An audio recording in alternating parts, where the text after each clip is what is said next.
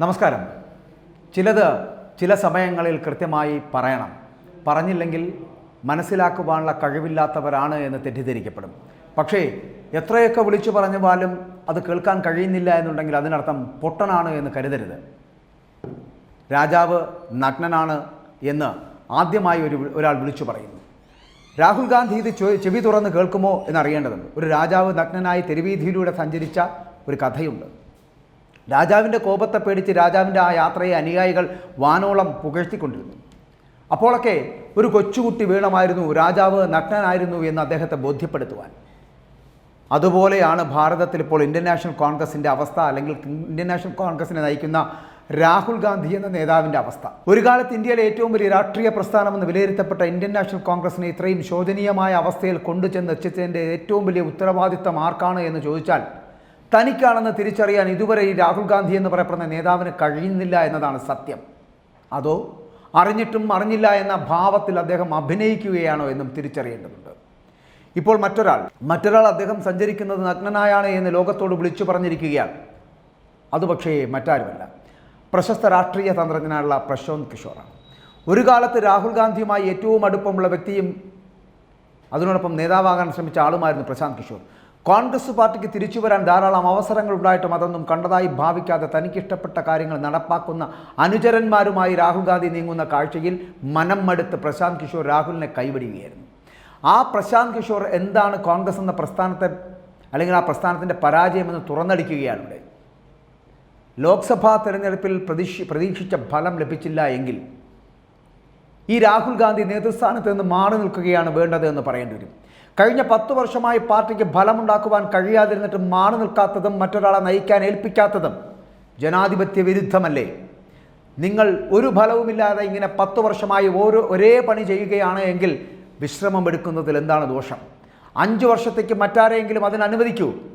നിങ്ങളുടെ അമ്മ ചെയ്തതുപോലെ സോണിയാഗാന്ധി നരസിംഹറാവിനെ ചുമതല ഏൽപ്പിച്ച കാര്യം അത് നമ്മളെല്ലാവരും ഓർക്കേണ്ടതാണ്.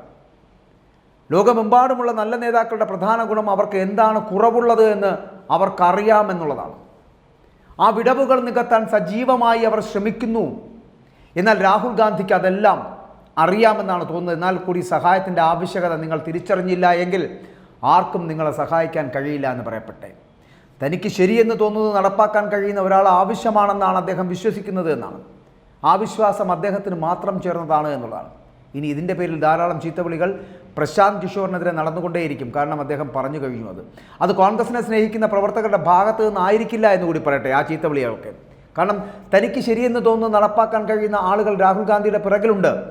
സത്യം ലോകം മനസ്സിലാക്കുമ്പോൾ തൻ്റെ സ്ഥാനമാനങ്ങൾക്ക് ഇളക്കം തട്ടുമെന്ന് ചിന്തിക്കുന്ന ഇത്തരക്കാരുടെ ആളുകളായിരിക്കും ഇനിയിപ്പോൾ ഈ പ്രശാന്ത് കിഷോറിനെ പോലുള്ളവരെ സോഷ്യൽ മീഡിയയിലൂടെ വലിച്ചു കയറാൻ പോകുന്നത്. അതിന് യഥേഷ്ടം പണവും ഇക്കോട്ടർ കൊടുത്തുകൊണ്ടേയിരിക്കുകയും ചെയ്യും. എന്തായാലും പ്രശാന്ത് കിഷോർ പറഞ്ഞതിൽ സത്യമുണ്ട് എന്ന് കോൺഗ്രസിനെ എക്കാലത്തും സ്നേഹിക്കുന്ന നിഷ്പക്ഷ മതികൾക്ക് മനസ്സിലാകുമെന്നുള്ള കാര്യത്തിൽ സംശയമില്ല. ഭരണകക്ഷിക്കെതിരെ ആഞ്ഞടിക്കേണ്ട നിരവധി സന്ദർഭങ്ങൾ ഉണ്ടായിട്ടും അതൊന്നും ഗൗനിക്കാതെ ജോഡോ യാത്ര പോലുള്ളവ നടത്തി പ്രസ്ഥാനത്തിന് എന്ത് നേട്ടമുണ്ടാക്കി കൊടുത്തു എന്ന് രാഹുലും അദ്ദേഹത്തിൻ്റെ തോഴനായിട്ടുള്ള KC വേണുഗോപാലും ഒക്കെ ചിന്തിക്കേണ്ടതല്ലേ? ഒരു പ്രസ്ഥാനത്തിനെ ഇങ്ങനെ തകർത്ത് കളയേണ്ട ആവശ്യമുണ്ട്. ധാരാളം പ്രമുഖർ നേതൃത്വത്തിൻ്റെ പോക്കിൽ മനം നൊന്ന് പാർട്ടി വിട്ടപ്പോഴും അവരെ തിരിച്ചു കൊണ്ടുവരുവാൻ പോലും ശ്രമിക്കാതെ കണ്ണടച്ചിരുന്ന് ജോഡോ യാത്ര നടത്തുന്നു. ശശി തരൂരിനെ പോലുള്ള യുവാക്കളെ ആകർഷിക്കാൻ കഴിയുന്ന നേതാക്കളെ, അല്ലെങ്കിൽ അത്തരത്തിലുള്ള നേതാവിനെ മുന്നിൽ നിർത്താതെ തനിക്ക് പാവയാകുന്ന 82കാരനായിട്ടുള്ള ഖാർഗയെ ഇന്ത്യൻ നാഷണൽ കോൺഗ്രസിൻ്റെ പ്രസിഡന്റായി കൊണ്ടുവരാൻ രാഹുലും KCയും ഒക്കെ ഉത്സാഹം നടത്തി. കർണാടക BJPയിൽ നിന്ന് കോൺഗ്രസിനെ തിരിച്ചു കിട്ടിയത് രാഹുലിൻ്റെയോ ജോഡോ യാത്രയുടെയോ മിടുക്കല്ല എന്ന് കൂടി പറയട്ടെ. അത് DK ശിവകുമാർ എന്ന കർണാടകയിലെ ശക്തനായിട്ടുള്ള കോൺഗ്രസ് പ്രസിഡന്റ് മിടുക്കായിരുന്നു കർണാടകയെ തിരിച്ചു പിടിച്ചത്. അല്ലാതെ രാഹുൽ ഗാന്ധിയുടെ യാത്രയൊന്നുമല്ല. ഇതുപോലെ പണ്ട് പാർട്ടിയിലുണ്ടായിരുന്ന പല മിടുക്കന്മാരും ഇന്ന് കോൺഗ്രസിലില്ല. അതുകൊണ്ടൊക്കെ തന്നെയാണ് കോൺഗ്രസ് ഈ രീതിയിൽ തകർന്ന് തരിപ്പണമായിരിക്കുന്നത് എന്നുള്ള. ഇനിയും ഒരു 5 വർഷക്കാലം കൂടി BJP ഇന്ത്യ ഭരിച്ചാൽ കോൺഗ്രസ് എന്ന് പറയപ്പെടുന്ന പ്രസ്ഥാനം ചിലപ്പോൾ ഇവിടെ ഉണ്ടായെന്ന് തന്നെ വരില്ല, ചരിത്രത്തിൻ്റെ ഭാഗമാകും. രാഹുൽ ഗാന്ധി ഇക്കുറി മത്സരിക്കേണ്ടിയിരുന്നത് കോൺഗ്രസ് ഭൂരിപക്ഷ മണ്ഡലമായിരുന്ന വയനാട്ടിലായിരുന്നില്ല. അദ്ദേഹം മുൻപ് തോറ്റ ഗാന്ധി കുടുംബത്തിൻ്റെ സ്വന്തം അമേഠിയിൽ തന്നെ ആകണമായിരുന്നു. അതിനൊരു പ്രത്യേക തിളക്കവും ഉണ്ടായേനെ. ഇങ്ങനെ സത്യം തുറന്നു പറയുന്നവരെ കോൺഗ്രസിൻ്റെ നേതാവായിട്ടുള്ള രാഹുൽ ഗാന്ധിക്ക് ഇഷ്ടമില്ല. കോൺഗ്രസ് പ്രസ്ഥാനത്തിൻ്റെ രാജാവ് നഗ്നനാണ് എന്ന് വിളിച്ചു പറയുവാനുള്ള ധൈര്യമുണ്ടാകണ്ടേ? രാജാവിനെ ഭയപ്പെട്ട് വിളിച്ചു പറയാതിരിക്കേണ്ടത് എന്തുകൊണ്ടാണ്? രാജാവിൻ്റെ തോഴന്മാരായി അണികളായി നിൽക്കുന്നവർ ഒരിക്കലും രാഹുൽ ഗാന്ധിക്കെതിരെ ഒരു വാക്കുമിണ്ടില്ല. പക്ഷേ അവിടെയാണ് നമ്മൾ പണ്ട് കേട്ടിട്ടുള്ള കഥകൾ പറയും പോലെ ഒരു കൊച്ചുകുട്ടി പറയേണ്ടി വന്നു രാജാവ് നഗ്നനാണ് എന്ന്. അത്തരത്തിലൊരു വാദം മുന്നോട്ട് വയ്ക്കാൻ പ്രശാന്ത് കിഷോറിന് കഴിയുന്നുണ്ട് എങ്കിൽ കൂടിയും ആ വാദങ്ങൾ എത്രത്തോളം കോൺഗ്രസ് എന്ന് പറയപ്പെടുന്ന പാർട്ടി ഉൾക്കൊള്ളുന്നു എന്നുള്ളത് കാലം തിരിച്ചറിയേണ്ടതാണ്. ഇനിയും തിരിച്ചറിവുണ്ടായില്ലെങ്കിൽ ഒരു 5 വർഷക്കാലം കൂടി 2024 മുതൽ 2029 വരെ NDA സർക്കാർ വീണ്ടും ഭരിച്ചു കഴിഞ്ഞാൽ കോൺഗ്രസ് എന്ന് പറയപ്പെടുന്ന നാമാവശേഷമാകുമെന്നുള്ള കാര്യത്തിൽ സംശയമില്ല.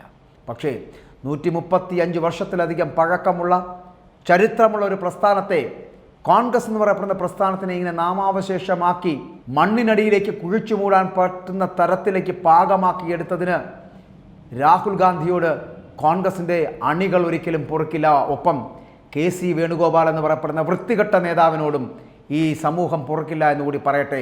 അതുകൊണ്ട് കോൺഗ്രസിൽ ആണത്തം പണയം വയ്ക്കാത്ത ആർക്കെങ്കിലും നട്ടലുണ്ടെന്ന് ഇനിയും വിശ്വസിക്കുന്നുണ്ടെങ്കിൽ അത്തരത്തിലുള്ള ഒരാൾ എണീറ്റ് നിന്ന് ഖാർഗയെ മാറ്റുവാനും രാഹുൽ ഗാന്ധിയെ പടിയടച്ച് പിണ്ടം വയ്ക്കുവാനും KC വേണുഗോപാലിനെ എന്നേക്കുമായി കോൺഗ്രസിൽ നിന്ന് പുറത്താക്കുവാനുള്ള ധൈര്യം കാണിക്കണം. എന്നിട്ട് പുതിയൊരു കോൺഗ്രസ് ഇവിടെ രൂപപ്പെട്ടു വരേണ്ടതുണ്ട്. പുതിയ യുവാക്കൾ മുന്നണിയിലേക്ക് വരേണ്ടതുണ്ട്. പുതിയ പുതിയ ആൾക്കാരെ കൊണ്ടുവന്ന് ഒരു പ്രതിപക്ഷമാകാനുള്ള കരുത്തെങ്കിലും കാണിക്കേണ്ടതുണ്ട്. ഒന്നുമല്ലെങ്കിലും ഈ രാജ്യത്ത് ഇങ്ങനൊരു പാർട്ടി ഉണ്ടായിരുന്നു എന്ന് പറയുവാൻ വേണ്ടിയിട്ടെങ്കിലും ഒരു പുതിയ ഉദയം ഉണ്ടാകേണ്ടതുണ്ട്. അതിന് ഇന്ന് ഈ പാർട്ടിയെ നശിപ്പിച്ചിരിക്കുന്ന രാഹുൽ ഗാന്ധിയും KC വേണുഗോപാലും അടക്കമുള്ള മല്ലികാർജ്ജുൻ ഖാർഗെയും അടക്കമുള്ളവരെ കോൺഗ്രസിൽ നിന്ന് പുറത്താക്കൂ, പടിയടച്ച് പിണ്ടം വയ്ക്കൂ. ഇവരെയൊക്കെ ഈ രാജ്യത്തിന് തന്നെ പുറത്താക്കൂ. ഇവരൊക്കെ കോൺഗ്രസ് എന്ന് പറയപ്പെടുന്ന പ്രസ്ഥാനത്തിന് തന്നെ തീരാവ്യാധികളാണ് എന്ന് മനസ്സിലാക്കുക.